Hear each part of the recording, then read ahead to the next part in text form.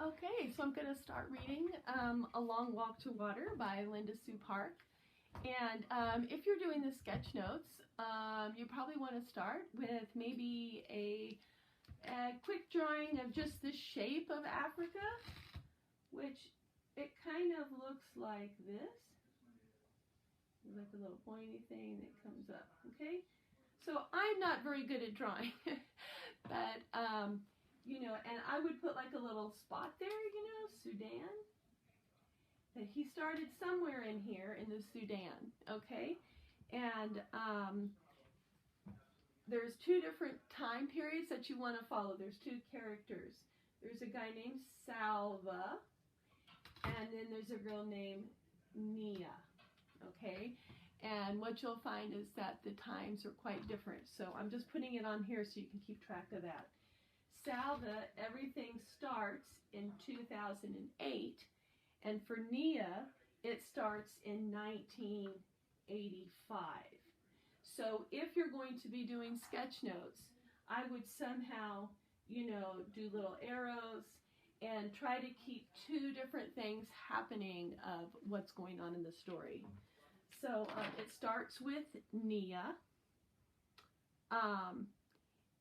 Oops, I got that the wrong way around. Sorry, guys. Nya is 2008. Sorry about that.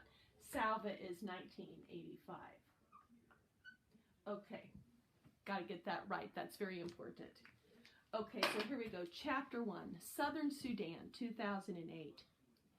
Going was easy. Going, the big plastic container held only air. Tall for her 11 years, Nya could switch the handle from one hand to the other, swing the container by her side, or cradle it in both arms. She could even drag it behind her, bumping it against the ground and raising a tiny cloud of dust with each step. There was little weight going.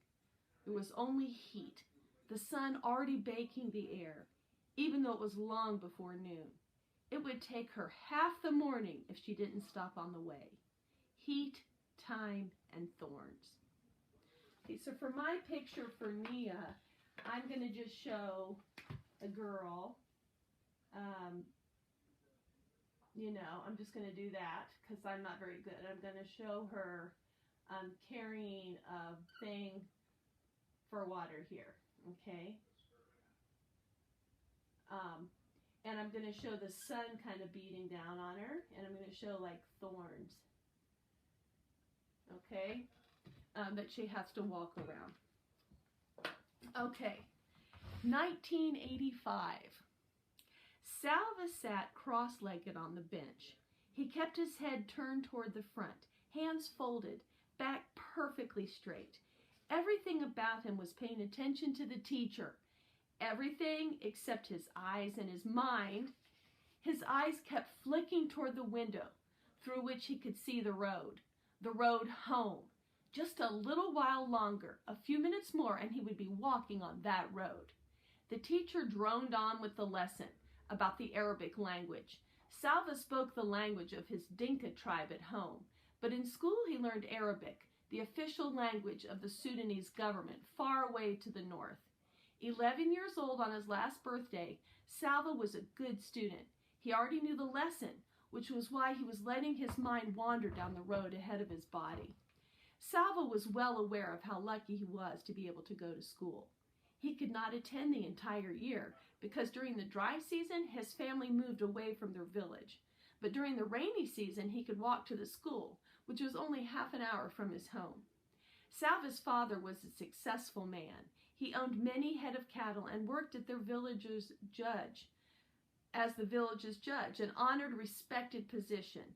Salva had 3 brothers and 2 sisters. As each boy reached the age of about 10 years, he was sent off to school. Salva's older brother, Eric and Ring, had gone to school before him. Last year it had been Salva's turn. His 2 sisters, Akit and Agnath, did not go to school. Like the other girls in the village, they stayed home and learned from their mother how to keep house. Most of the time, Salva was glad to be able to go to school, but some days he wished he were still back at home herding cattle. He and his brothers, along with the sons of his father's other wives, would walk with the herds to the water holes where there was good grazing. Their responsibilities depended on how old they were. Salva's younger brother, Quol, was taking care of just one cow, like his brothers before him. He would be in charge of more cows every year. Before Salva had begun going to school, he had helped look after the entire herd, and his younger brother as well. The boys had to keep an eye on the cows, but the cows did not really need much care. They left plenty of time to play. Salva and the other boys made cows out of clay. The more cows you made, the richer you were, but they had to be fine, healthy animals. It took time to make a lump of clay look like a good cow. The boys would challenge each other to see who could make the most and best cows. Other times they would practice with their bows and arrows, shooting at small animals or birds. They weren't very good at this yet, but once in a while they got lucky. Those were the best days. When one of them managed to kill a ground squirrel or a rabbit, a guinea hen or a grouse, the boys' aimless play halted and there was suddenly a lot of work to do. Some of them gathered wood to build a fire. Others helped clean and dress the animal. Then they roasted it on the fire. None of this took place quietly. Salva had his own opinion of how the fire should be built and how long the meat needed to cook. And so did each of the others. The fire needs to be bigger. It won't last long enough. We need more wood. No, it's big enough already. Quick, turn it over before it's ruined. The juices dripped and sizzled. A delicious smell filled the air. Finally, they couldn't wait 1 second longer. There was only enough for each boy to have a few bites, but oh, how delicious those bites were. Salva swallowed and turned his eyes back toward the teacher. He wished he hadn't recalled those times because the memories made him hungry. Milk. When he got home, he would have a bowl of fresh milk which would keep his belly full until supper time. He knew just how it would be. His mother would rise from her work grinding meal and walk around to the side of the house that faced the road. She would shade her eyes with one hand, searching for him. From far off, he would see her bright orange headscarf, and he would raise his arm in greeting. By the time he reached the house, she would have gone inside to get his bowl of milk ready for him. Crack! The noise had come from outside. Was it a gunshot?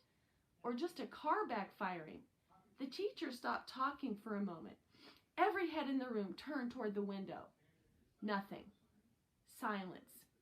The teacher cleared his throat, which drew the boys' attention to the front of the room again. He continued the lesson from where he had left off. Then, crack, pop, pop, crack, ack. Gunfire. Everyone down, the teacher shouted. Some of the boys moved at once, ducking their heads and hunching over. Others sat frozen, their eyes and mouths open wide. Salva covered his head with his hands and looked from side to side in panic. The teacher edged his way along the wall to the window. He took a quick peek outside. The gunfire had stopped, but now people were shouting and running. Go quickly, all of you, the teacher said, his voice low and urgent. Into the bush, do you hear me? Not home, don't run home. They will be going into the villages. Stay away from the villages, run into the bush. He went to the door and looked out again. Go, all of you, now. The war had started 2 years earlier. Salva did not understand much about it, but he knew that rebels from the southern part of Sudan, where he and his family lived, were fighting against the government, which was based in the north.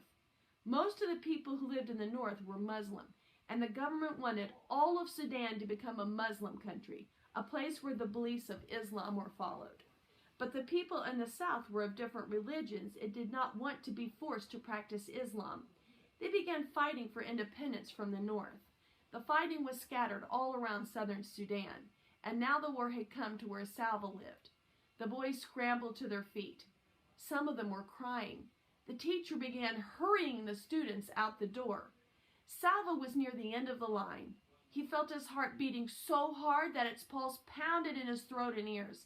He wanted to shout, I need to go home, I must go home.